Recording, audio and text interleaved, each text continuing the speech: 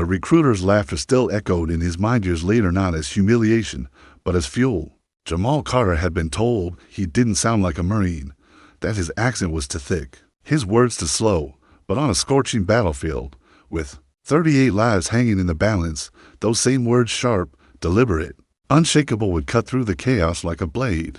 Because when the bullets flew and death closed in, the only voice that mattered was his, the recruiting office smell.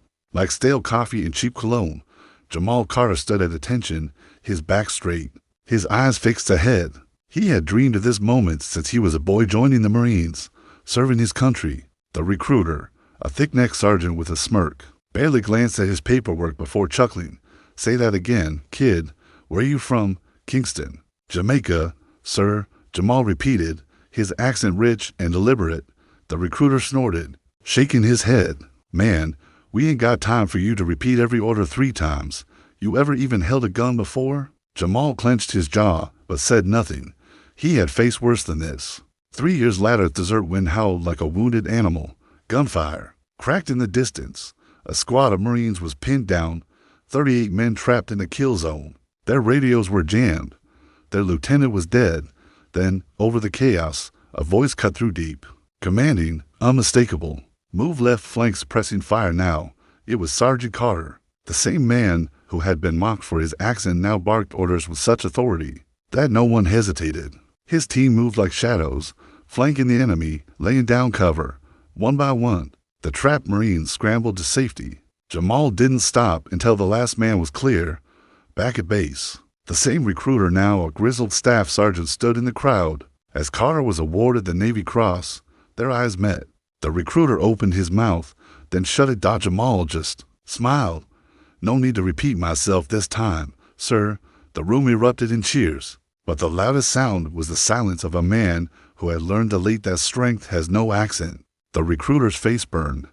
He remembered that day 3 years ago, the dismissive laugh, the way he had scribbled unfit for leadership in Jamal's file. Now, the same man he had mocked stood taller than anyone in the room, a hero draped in medals. Word spread fast, not just about the rescue, but about how it had gone down. The trap unit had been written off. Command had assumed no one could reach them in time, but Jamal had ignored orders to fall back. He had rerouted his squad through a minefield, using his knowledge of terrain from growing up in Kingston's rugged hills. When his radio failed, he led with hand signals, moving like a ghost under enemy fire. "You don't need perfect English to save lives," one of the rescued Marines later said.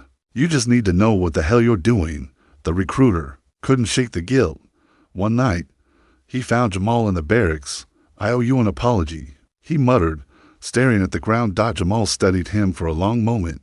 Then, in a voice so quiet it cut deeper than any shout, "You don't owe me anything.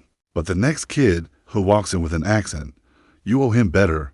Years later, when Jamal retired as a decorated master sergeant, a new generation of Marines told his story, not just the mission but everything that came before it. How a man who had been told he didn't belong became the reason 38 men came home. And back at that same recruiting office, a young Haitian kid stood at attention, his accent thick, his resolve thicker. This time, the recruiter didn't laugh. "Welcome to the Marines," he said. "We need more like you, because some lessons are learned the hard way, and some heroes are forged in the fire of being underestimated. Years turned into decades." But the legend of Jamal Carter only grew.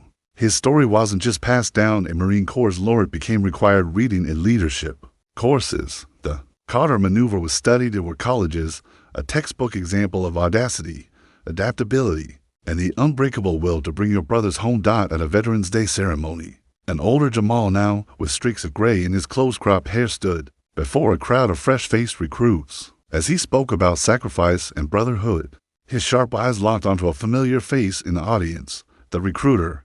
The man had aged. His once broad shoulders slightly stooped, but the shame in his eyes was the same. After the speech, he approached Jamal, his voice trembling. "I never got to make it right," he admitted. Jamal exhaled, then extended his hand. "You did," he said, because the recruiter had changed. After that day in the barracks, he'd thrown out his old prejudices. He'd mentored recruits from every background, pushing them harder because he believed in them, not in spite of where they came from. As they stood there, Jamal dropped a bombshell. "One of the men I pulled out of that ambush." He paused. "Your nephew." The recruiter's face drained of color. He hadn't known the rescue reports never listed names. His knees nearly buckled as the weight of his past arrogance crashed into him. "If I'd gotten my way back then." His voice broke. Jamal cut him off with a firm grip on his shoulder. "But you didn't. And he's alive. That's all that matters now." At Jamal's funeral years later, hundreds showed up, Marines young and old, from every corner of the world. The eulogy wasn't given by a general or a politician. It was given by the Haitian kid from the recruiting office, now a gunnery sergeant. He stood tall, his voice steady. He taught us that a Marine isn't an accent, a skin color, or a last name. A Marine is the man beside you. And that man, he gestured to the flag-draped casket, that man was the best of us. As taps played, the wind carried the sound over the hills the same way it had carried Jamal's orders on that bloody day in the desert, and somewhere, a new recruit stood in a recruiting office, his accent thick, his chin high dot waiting to prove, then wrong dot waiting to become a legend. The sun set over Arlington, casting long shadows across the rows of white headstones. Jamal Carter's final resting place stood among heroes, but his legacy stretched far beyond the marble and the medals. Back, on base, a young private fresh out of boot camp pinned a worn, folded photo above his bunk. It was a grainy shot of Jamal in full combat gear, his face smeared with dirt, his eyes sharp with determination. The private's drill instructor had handed it to him the night before graduation. "This," the DID had said, "is what a Marine looks like." No mention of race, no mention of accent. Just a man who had been tested in fire and emerged unbroken. Some stories fade with time. Others grow louder. Jamal Carter's name is still spoken in hushed tones in the barracks, in the trenches, in the hearts of those who understand that courage doesn't come from a place, it comes from purpose, and somewhere, right now, another recruit walks into a recruiting office. Maybe they'll underestimate him, too. But that's their first mistake, because legends don't die, they reload.